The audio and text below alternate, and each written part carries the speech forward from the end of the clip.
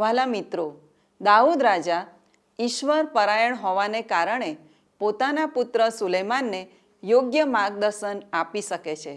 શું આપણે ઈશ્વરના માર્ગમાં ચાલીએ છીએ? શું આપણે આપણા સંતાનોને ઈશ્વરના વચનો પ્રમાણે જીવન જીવવા માટે માર્ગદર્શન આપીએ છીએ?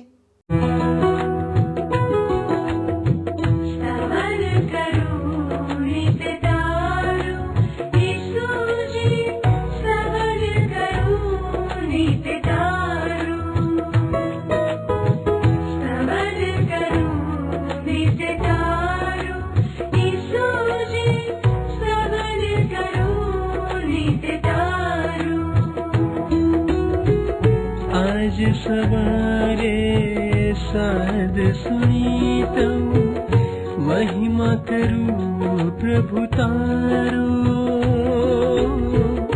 महिमा करूं प्रभु तारो,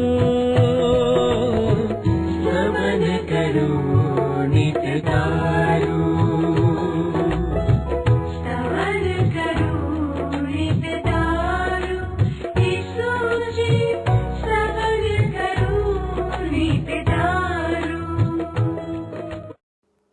પ્રિય મિત્રો, સ્તવન કાર્યક્રમની આજની શ્રેણીમાં હું આપ સૌને હૃદયપૂર્વક શુભેચ્છા પાઠવું છું. આ કાર્યક્રમમાં આપણે પવિત્ર શાસ્ત્ર બાઇબલનો ક્રમબદ્ધ રીતે અભ્યાસ કરતા આવ્યા છીએ. આપણે આ દિવસો દરમિયાન પહેલા રાજાઓના પુસ્તકમાંથી ઇઝરાયેલ દેશની રાજકીય બાબતોમાં ઈશ્વરના હસ્તક્ષેપ અને ઈશ્વર આ પ્રજાની સાથે કેવી રીતે વ્યવહાર કરે છે તે બંનેનો અભ્યાસ કરી રહ્યા છીએ.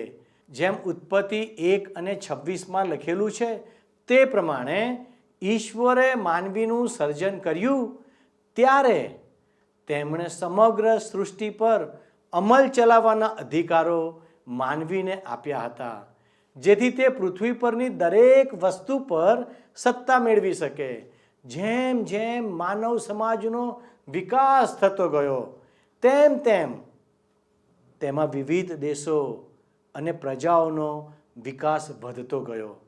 તેમ છતાં ઇઝરાયેલ પ્રજા સાથે ઈશ્વરનો ખાસ સંબંધ હોવાને કારણે આજે પણ ઇઝરાયેલ પ્રજા કે દેશ પ્રત્યે અલગ અલગ વલણ ધરાવવામાં આવી રહ્યું છે. બાઇબલ અનુસાર ઇઝરાયેલ પ્રજા ઈશ્વરના પસંદ કરેલા લોકો છે. તેથી ઈશ્વર આ પ્રજાની પાસેથી વિશેષ અપેક્ષાઓ રાખે છે અને તે મુજબ તેની સાથે વ્યવહાર કરે છે. આજે આપણે ઇઝરાયેલના મહાન રાજા સુલેમાનના જીવનની શરૂઆત જોઈશું અને દાઉદ રાજાના જીવનના અંતિમ દિવસોનો અભ્યાસ કરીશું, જેમાં દાઉદ રાજા મરણ પથારી ઉપરથી તેમના સ્થાને આવેલા તેમના પુત્ર સુલેમાનને જરૂરી સલાહ સૂચનો સાથે રાજ્ય કારભારની સોંપણી કરે છે. વહાલા મિત્રો, ઈશ્વર આપણા જીવનમાં જે આશા રાખે છે તેની સાથે આપણને આશીર્વાદ આપવાની ઈશ્વરની ઈચ્છા વિશે પણ શીખીશું. તો ચાલો આજના અભ્યાસમાં આગળ વધીએ. તમે જાણો છો એ પ્રમાણે મિત્ર, આપણે છેલ્લા કેટલાક સમયથી રાજાઓના પુસ્તકનો અભ્યાસ શરૂ કર્યો છે. આજે મિત્ર આપણે રાજાઓના પ્રથમ પુસ્તકના 2 અધ્યાયનો અભ્યાસ કરવાના છીએ. અને એટલે મારે તમને નમ્ર વિનંતી છે કે જો તમારી પાસે બાઇબલ હોય તો કૃપા કરીને બાઇબલમાં જૂના કરારના વિભાગમાં આવેલ રાજાઓના પ્રથમ પુસ્તકને તમારી સમક્ષ ખુલ્લું રાખશો 2 અધ્યાયમાં. હવે રાજાઓના પ્રથમ પુસ્તકના 2 અધ્યાયમાં રાજા દાઉદ મૃત્યુ શૈયા ઉપરથી એના સ્થાને આવેલ એના દીકરા સુલેમાનને જરૂરી સલાહ સૂચનો સાથે રાજ્ય કારભાર સોંપે છે અને એ રીતે સુલેમાન રાજાના રાજ્યકાળનો આરંભ થાય છે. તમે મારી સાથે સાથે મિત્ર રાજાઓનું પ્રથમ પુસ્તક 2 અધ્યાય પ્રથમ 2 કલમો જોશો. અહીં લખવામાં આવ્યું છે, અને દાઉદને મરવાના દહાડા પાસે આવ્યા હતા. તેણે પોતાના દીકરા સુલેમાનને શિખામણ આપી કે હું તો આખી દુનિયા જાય છે તે માર્ગે જાઉં છું, માટે તું બળવાન થા ને પુરુષાતન દેખાડ. પ્રથમ તો રાજા દાઉદ કહે છે કે હું સર્વ દુનિયા જાય છે એ માર્ગે જાઉં છું. આ મનુષ્યનો માર્ગ છે. પ્રેષિત પાઉલ શું કહે છે તમે જુઓ બાઇબલમાં નવા કરારના વિભાગમાં રોમન લોકોને લખેલો પત્ર 5મો અધ્યાય 12મી કલમ. પ્રેષિત પાઉલ કહે છે અહીંયા એક માણસથી આ દુનિયામાં પાપ આવ્યું, તેનું પાપ સાથે મરણ લાવ્યું. મરણ સમગ્ર માનવજાતમાં ફેલાઈ ગયું અને બધા માણસોએ પાપ કર્યું. પ્રથમ માનવી આદમ દ્વારા મિત્ર માનવજાતમાં મૃત્યુનો પ્રવેશ થયો અને મૃત્યુ સમગ્ર માનવજાતમાં ફેલાઈ ગયું કારણ કે સમગ્ર માનવજાતે પાપ કર્યું છે. આદિ પિતા આદમે કરેલું પાપ વારસામાં મને અને તમને મળ્યું છે મિત્ર, અને આપણે બધાએ મૃત્યુ દ્વારમાં થઈને પસાર થવાનું જ છે. પાર્થિવ જીવનનો એ જ અંત છે. દાઉદ તમે જુઓ શું કહે છે. રાજા દાઉદ 23મો અધ્યાય ગીતશાસ્ત્રનો એની 4થી કલમ તમે જુઓ. બાઇબલમાં જૂના કરારના વિભાગમાં ગીતશાસ્ત્રનું જે પુસ્તક છે ને 23મો અધ્યાય એની 4થી કલમ. રાજા દાઉદ કહે છે કે જો કે મરણની છાયાની ખીણમાંથી હું ચાલું, જો કે મરણની છાયાની ખીણમાં હું ચાલું તો પણ હું કંઈ પણ ભૂંડાઈથી બીશ નહીં, કેમ કે હે દેવ, હે ઈશ્વર, તું મારી સાથે છે. તારી લાકડી તથા તારી છડી મને દિલાસો દે છે. દાઉદ રાજા જીવનને ખીણમાં થઈને પસાર થવાની પ્રક્રિયા સાથે સરખાવે છે.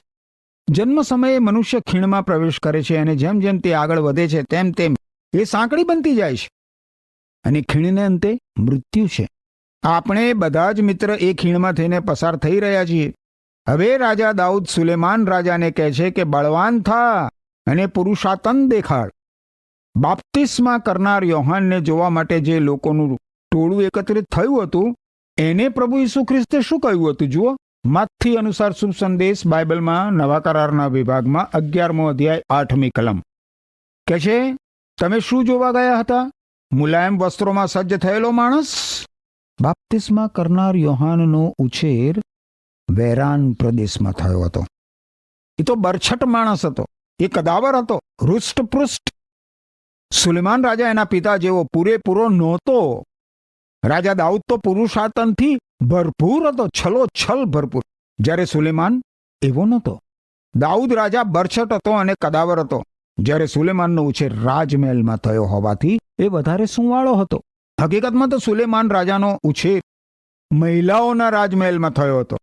શા માટે સુલેમાનની આસપાસ 1000 મહિલાઓ હતી? મારા મિત્ર, આનો ઉત્તર બહુ સ્પષ્ટ છે. સુલેમાનને જો કોઈ પણ વાતની ખબર હોય તો એ માત્ર મહિલા વિષયક જ હતી. રાજા દાઉદમાં અને સુલેમાનમાં સામ્યતા નહોતી અને એટલે જ દાઉદ રાજા સુલેમાનને કહે છે કે મેં તને રાજા બનાવ્યો છે એટલે તું પુરુષાતન દર્શાવ. હવે તો સુલેમાન ઇઝરાયેલી પ્રજાનો રાજા બન્યો છે. આગળ 3જી અને 4થી કલમ તમે જુઓ. રાજાઓનું પ્રથમ પુસ્તક 2જો અધ્યાય 3જી 4થી કલમ. જેમ મૂસાના નિયમશાસ્ત્રમાં લખેલું છે તેમ તારા દેવ યહોવાના માર્ગમાં ચાલીને તથા તેના વિધિઓ, તેની આજ્ઞાઓ, તેના હુકમો તથા તેના સાક્ષ્ય પાડીને તેના ફરમાનનો અમલ કર. એ માટે કે જે તું કરે એમાં તથા જ્યાં કંઈ તું જાય ત્યાં તું ફતેહ પામે, જેથી યહોવાએ મારી બાબતમાં પોતાનું જે વચન આપ્યું હતું તે ફળીભૂત કરે.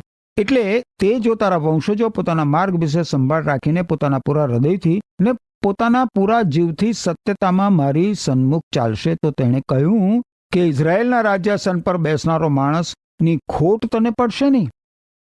દાઉદ રાજા સુલેમાનને સૂચના આપે છે કે એણે ઈશ્વરને સમર્પિત રહેવું અને ઈશ્વરની સમીપ રહેવું, નજીક, ઈશ્વરના વચનોની નજીક રહેવું. દાઉદ રાજાએ એને આપેલી સૂચના બહુ જ મહત્વની છે મિત્ર. રાજા દાઉદે સુલેમાનને વારસામાં જે આપ્યું એ તરફ આપણે પણ ધ્યાન આપવાની બહુ જરૂર છે મિત્ર. દાઉદ રાજાએ સુલેમાનને આપેલા વારસાના કારણે સુલેમાન પૃથ્વી પરનો એક મહાન રાજા બની શક્યો. વારસામાં દાઉદ રાજાએ સુલેમાનને જે બાબતો આપી એ મિત્ર આપણે હવે એક પછી એક જોઈએ.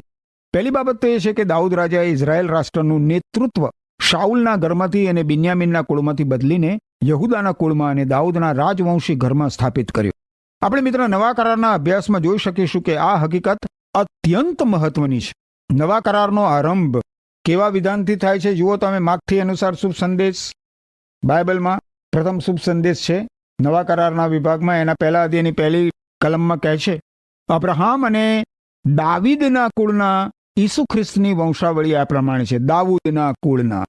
અને એ પછી ગાબ્રિએલ નામનો ઈશ્વરનો દૂત ઈસુ ખ્રિસ્તની માં મરિયમને શું કહે છે એ તમે ધ્યાનથી સાંભળો. લૂક અનુસાર શુભ સંદેશ એનો 1 અધ્યાય 31 અને 32 કલમો.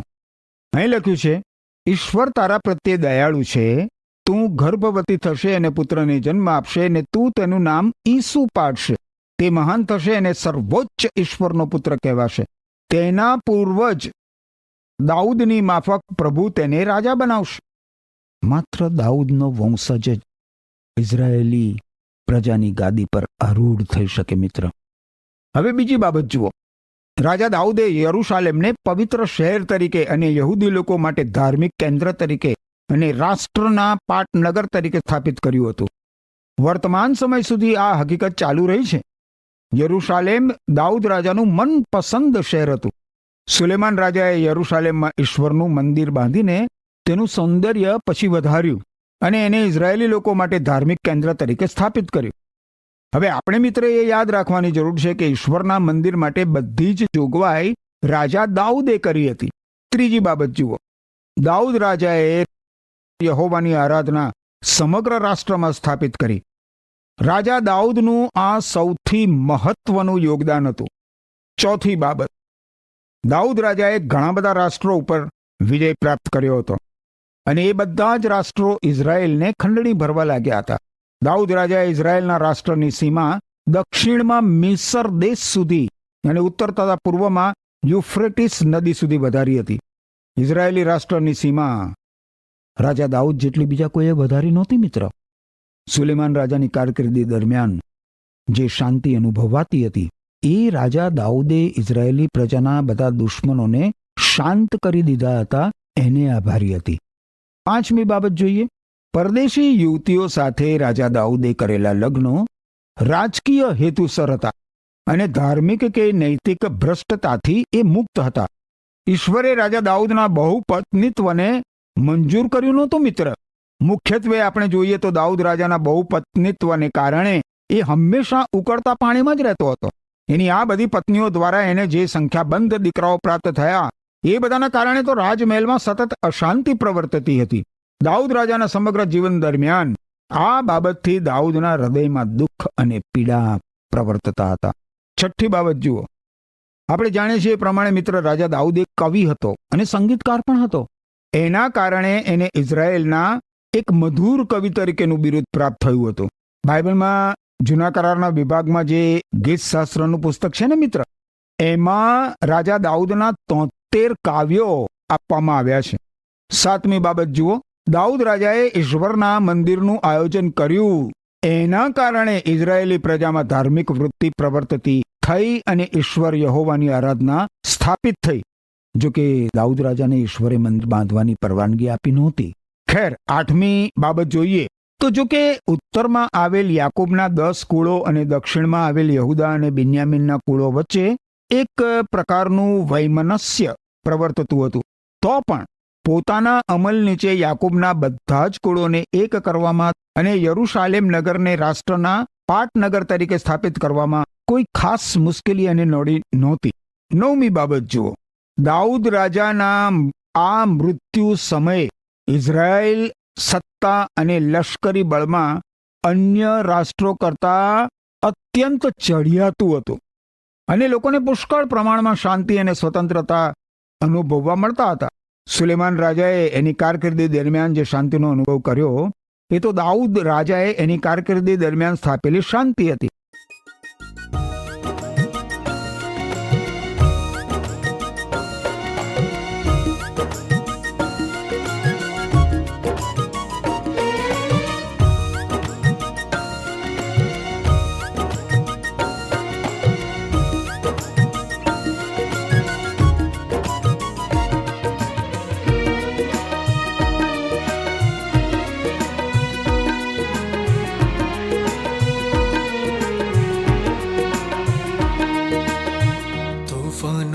સાથે રહેનારો છે મારો પ્રભુ, મારી સાથે છે. તોફાનોમાં સાથે રહેનારો છે મારો પ્રભુ, મારી સાથે મૃત્યુની છાયા તણી ખીણમાં, મૃત્યુની છાયા તણી ખીણમાં, મારો પ્રભુ મારી સાથે છે. તોફાનોમાં સાથે રહેનારો છે, મારો પ્રભુ મારી સાથે છે.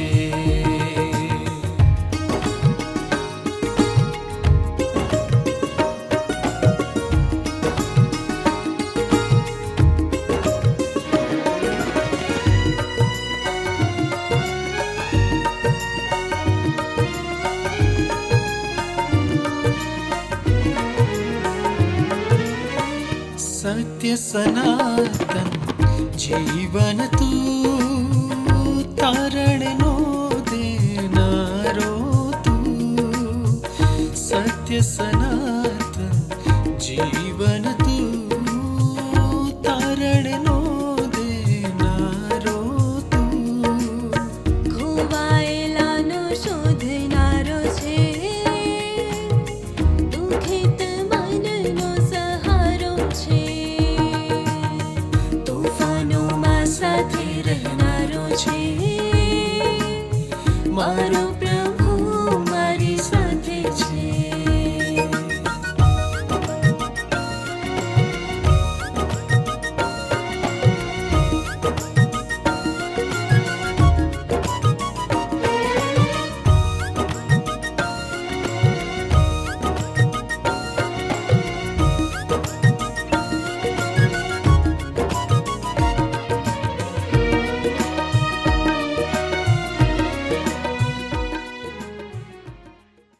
હવે આપણે આગળ વધીએ અને 8મી અને 9મી કલમ જોઈએ. રાજાઓનું પુસ્તક બીજો અધ્યાય 8 અને 9 કલમ. અહીં શું લખ્યું છે જુઓ. અને જો બાહુરીમના બિન્યામીની ગેરાનો દીકરો શિમઈ તારી પાસે છે, હું માહનાઈમ ગયો તે દિવસે તેણે તો મને ભારે શાપ દીધો હતો, પણ તે યર્દન પાસે મને મળવા આવ્યો ત્યારે મેં યહોવાના સમ ખાઈને તેને કહ્યું હતું કે હું તને તરવારથી મારીશ નહીં, પણ હવે તું તેને નિર્દોષ ગણીશ માં, કેમ કે તું બુદ્ધિમાન છે. તારે તેને શું કરવું તે તને માલુમ પડશે. તેનું પડિયાવાળું માથું તું લોહી લુહાણ સ્થિતિમાં કબરમાં ઉતારજે. હવે દાઉદ રાજાએ અહીં જે બાબત પ્રગટ કરી છે મિત્ર, એમાં આપણને એની વેરવૃત્તિ દેખાય છે, પણ ખરેખર એવું નથી. જો કે શિમઈએ પ્રદર્શિત કર્યું હતું કે પોતે દેશદ્રોહી છે, અને દાઉદ રાજાએ શપથ લીધા હતા કે એ શિમઈને હાથ લગાડશે નહીં, અને એટલે શિમઈ હજી જીવતો હતો. દાઉદ રાજાએ તો પોતાનું વચન પાળ્યું, પણ હવે દાઉદ રાજા સુલેમાનને કહે છે કે તેણે શિમઈ ઉપર નજર રાખવી, અને જો શિમઈ કંઈક દ્રોહ કરે તો સુલેમાનને એ પ્રમાણે તેની સાથે વ્યવહાર કરવો. એક સમય એવો આવે છે મિત્ર કે જ્યારે સુલેમાન શિમઈ સાથે કામ પાર પાડે છે, કારણ કે એ શિમઈ ફરીથી પાછો દ્રોહ કરે છે. આપણે હવે 10 થી 12 કલમો આગળ જોઈએ. દાઉદ પોતાના પિતૃઓની સાથે ઊંઘી ગયો ને તેને દાઉદ નગરમાં દાટવામાં આવ્યો. દાઉદે ઇઝરાયલ પર કરેલા રાજની મુદત 40 વર્ષ હતી. 7 વર્ષ તેણે હેબ્રોનમાં રાજ કર્યું ને 33 વર્ષ તેણે યરૂશાલેમમાં રાજ કર્યું. અને સુલેમાન પોતાના પિતા દાઉદના રાજ્યાસન પર બેઠો અને તેનું રાજ્ય ઘણું સ્થિર થયું. રાજા દાઉદના મૃત્યુમાં એક દુઃખદ સૂર છે. રાજા દાઉદ ઈશ્વરનો એક મહાન માણસ હતો. તમને દાઉદ અને બેથશેબાના પ્રથમ પુત્રનો કિસ્સો કદાચ યાદ હશે મિત્ર. નવજાત શિશુ તરીકે તે મૃત્યુ પામ્યો હતો. દાઉદે એના એ દીકરા વિશે કહ્યું હતું કે તે હવે મારી પાસે આવશે નહીં, પણ હું તેની પાસે જઈશ.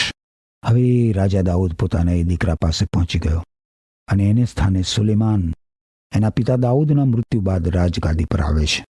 જ્યારે રાજગાદી પર રાજા બદલાય છે ત્યારે રાષ્ટ્રમાં મોટી ઉથલ પાથલ થતી હોય છે, મોટા ફેરફારો થતા હોય છે. 13મી અને 14મી કલમ જુઓ. હાગીતનો દીકરો અદોનિયા સુલેમાનની માં બાદશેબાની પાસે આવ્યો. તેણે કહ્યું, શું તું મિત્રભાવથી આવ્યો છે? તેણે કહ્યું કે મિત્રભાવથી. વળી તેણે કહ્યું કે મારે તને કંઈક કહેવું છે. એટલે તેણે કહ્યું કે બોલ. જો કે રાજગાદી પર હવે સુલેમાન રાજા આવ્યો છે.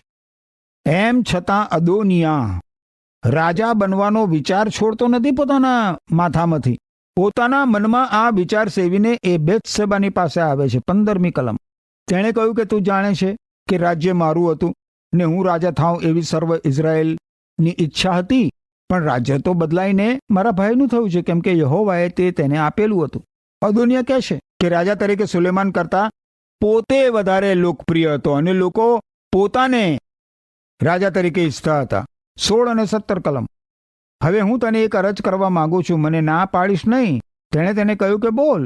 તેણે કહ્યું કે કૃપા કરીને તું સુલેમાન રાજાને કહે કે તે શુનામ્મી અબીશાગને મારી સાથે પરણાવે, કેમ કે તે તને ના નહીં પાડે.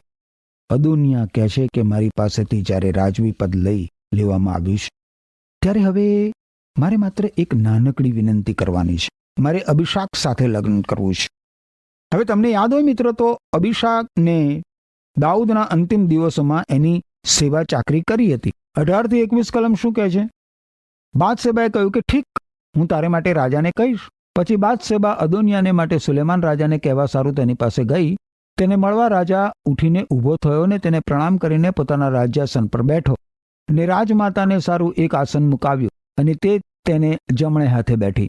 પછી તે બોલી કે હું તને એક નાની સરખી અરજ કરવા માંગુ છું, મને ના પાડીશ નહીં. રાજાએ તેને કહ્યું કે મારી માં માગ, હું તને ના નહીં જ પાડું. 21મી કલમ. તેણે કહ્યું કે શુનામ્મી અભિષાકને તારા ભાઈ અદોનિયા સાથે પરણાવો. આ તો એક ઉદ્ધત માગણી હતી, પરંતુ અદોનિયા જાણતો હતો કે સુલેમાન એની માની કોઈ માગણી ઠુકરાવશે નહીં. 22 અને 23 કલમ. તમે જુઓ 22 અને 23 કલમ શું કહે છે અહીંયા? સુલેમાન રાજાએ પોતાની માને કહ્યું કે તું અદોનિયાને સારું શુનામ્મી અભિષાકને જ કેમ માગે છે? તેને સારું રાજ્ય પણ માગ, કેમ કે તે મારો વડો ભાઈ છે. હા, તેને સારું અબાથ્યાર યાજકને સારું તથા સરુયાના દીકરા યોઆબને સારું પણ. પછી સુલેમાન રાજાએ યહોવાના સમ ખાઈને કહ્યું કે એ વાત અદોનિયા બોલ્યો છે, તેથી તેના જીવની હાનિ ન થાય તો ઈશ્વર મને એવું ને એથી પણ વધારે વિતાડો. અદોનિયા તો ખરેખર રાજગાદી પ્રાપ્ત કરવા માટે પ્રયત્ન કરી રહ્યો હતો. એ બહુ ખતરનાક ખેલ ખેલી રહ્યો હતો, પણ એ બહુ ચતુર અને કપટી હતો. અદોનિયા સુલેમાન કરતા ઉંમરમાં મોટો હતો અને સુલેમાન જાણતો હતો કે રાજા દાઉદે તેના ઉત્તરાધિકારીની ઘોષણા કરી એ અગાઉથી જ અદોનિયાએ રાજા બની જવાની પેરવી કરી હતી. સુલેમાન રાજાના સજાગ મગજે અદોનિયાની યોજના પકડી પાડી. 24 અને 25 કલમો તમે જુઓ. 24 અને 25 કલમો. તો હવે જીવતો યહોવા કે જેણે પોતાના આપેલા વચન પ્રમાણે મને સ્થાપિત કર્યો છે ને મારા પિતા દાઉદના રાજાસન પર મને બેસાડ્યો છે ને મારે સારું ઘર કર્યું છે, તેના સમ કે અદોનિયા નક્કી આજે માર્યો જશે. પછી સુલેમાન રાજાએ યહોયાદાના દીકરા બનાયાને હુકમ આપીને મોકલ્યો. તેણે તેના પર તૂટી પડીને તેનો પ્રાણ લીધો. આ અદોનિયા ખરેખર તો રાજગાદી પ્રાપ્ત કરવા માટે પ્રયત્ન કરી રહ્યો હતો. અદોનિયાનું મૃત્યુ એ આપણને ઘાતકી લાગે, પણ એના મૃત્યુથી રાજગાદીના એ હકદારનો અંત આવ્યો. સુલેમાનને રાજગાદી પર સ્થાપિત કરવા માટે એ પગલું જરૂરી હતું. અદોનિયા જીવિત હોય ત્યાં સુધી તો એ રાજગાદી પચાવી પાડવા પ્રપંચો કરતો જ રહે એવો હતો એ. હવે અદોનિયાનો અંત આવ્યો હતો અને તેથી એના ટેકેદારોને પણ સત્તાધિકારના સ્થાનેથી હટાવવા જરૂરી હતા. 26-27 કલમ. રાજાએ અબ્યાથાર યાજકને કહ્યું કે તું અનાથોથમાં તારા પોતાના ખેતરોમાં જતો રહે, કેમ કે તું મરણ પામવા યોગ્ય છે. પણ હું તને આ વખતે મારીશ નહીં, કેમ કે મારા બાપ દાઉદ આગળ તે પ્રભુ યહોવાનો કોષ ઊંચકેલો ને મારા બાપને પડેલા સર્વ દુઃખોમાં તું પણ દુઃખી થયેલો. એમ સુલેમાને અબ્યાથારને યહોવાના યાજક પદ પરથી બરતરફ કર્યો, જેથી શિલોહમાં એલીના કુટુંબ વિશે જે વચન યહોવા બોલ્યો હતો તે પૂરું કરે. મિત્ર, છેલ્લે આપણે હવે 43 થી 46 કલમો જોઈએ. ત્યાં લખ્યું છે, તો યહોવાના સમનો તથા મેં તને જે આજ્ઞા ફરમાવેલી તેનો અમલ તે શા માટે કર્યો નથી? વળી રાજાએ શિમઈને કહ્યું, મારા પિતા દાઉદ પ્રત્યે તે જે દુષ્ટતા કરી હતી તે સર્વ તું જાણે છે. તે વિશે મારું હૃદય માહિતગાર છે. માટે તારી દુષ્ટતા યહોવા તારે માથે પાછી વાળશે, પણ સુલેમાન રાજા પર તો આશીર્વાદ આવશે ને દાઉદનું રાજ્યાસન યહોવાની સન્મુખ સદાને માટે સ્થિર થશે. પછી રાજાએ યહોયાદાના દીકરા બનાયાને આજ્ઞા કરી અને તેણે બહાર નીકળીને તેના પર તૂટી પડીને તેને મારી નાખ્યો. પછી રાજ્ય સુલેમાનના હાથમાં સ્થિર થયું. શિમઈના મૃત્યુ સાથે સુલેમાને તેના પિતા દાઉદે તેને આપેલી આજ્ઞા પૂરી કરી. હવે મિત્ર, સુલેમાન શાંતિથી રાજ કરી શકશે. ફરી મળીએ ત્યારે મિત્ર આપણે આગળ રાજાઓના પ્રથમ પુસ્તકના 3 અધ્યાયમાં આગળ વધીશું. પ્રભુ તમને આશીષ આપો.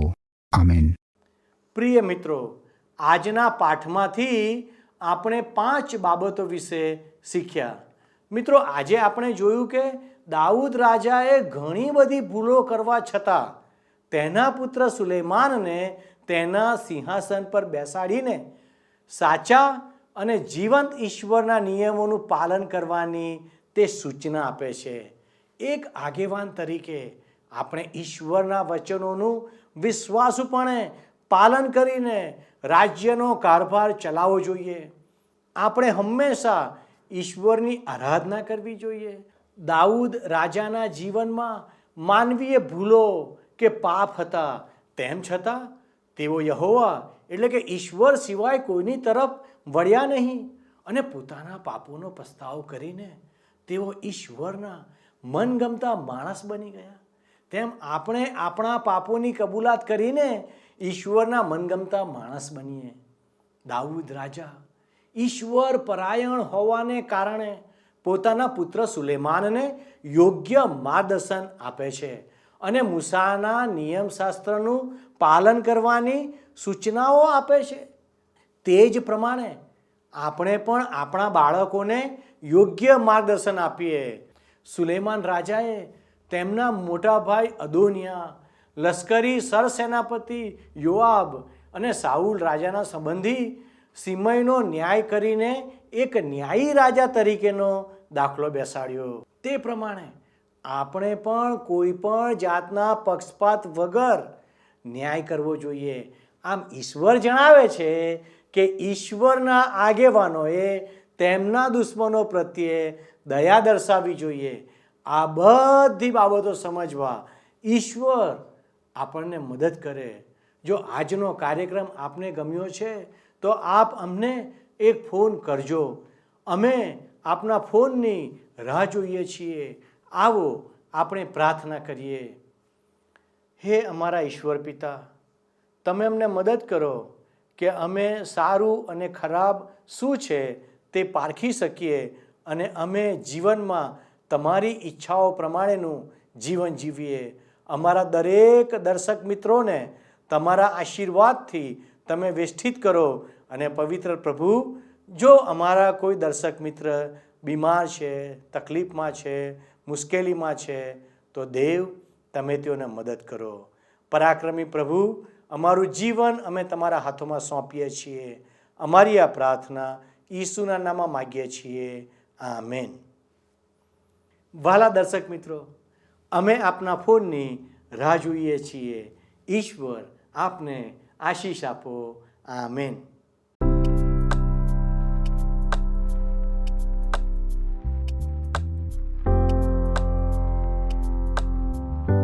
ગત પ્રશ્નનો જવાબ છે બાથશેબા.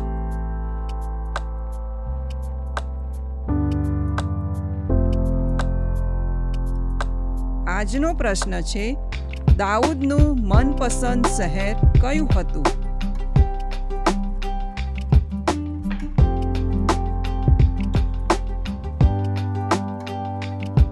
પ્રશ્નનો જવાબ સ્ક્રીન પર દર્શાવેલ વોટ્સએપ નંબર પર આપવાનો રહેશે.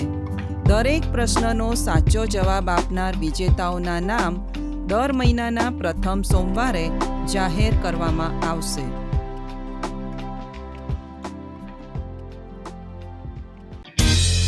શું તમને આ કાર્યક્રમ ગમ્યો? અત્યારે જ અમને મિસ કોલ કરો.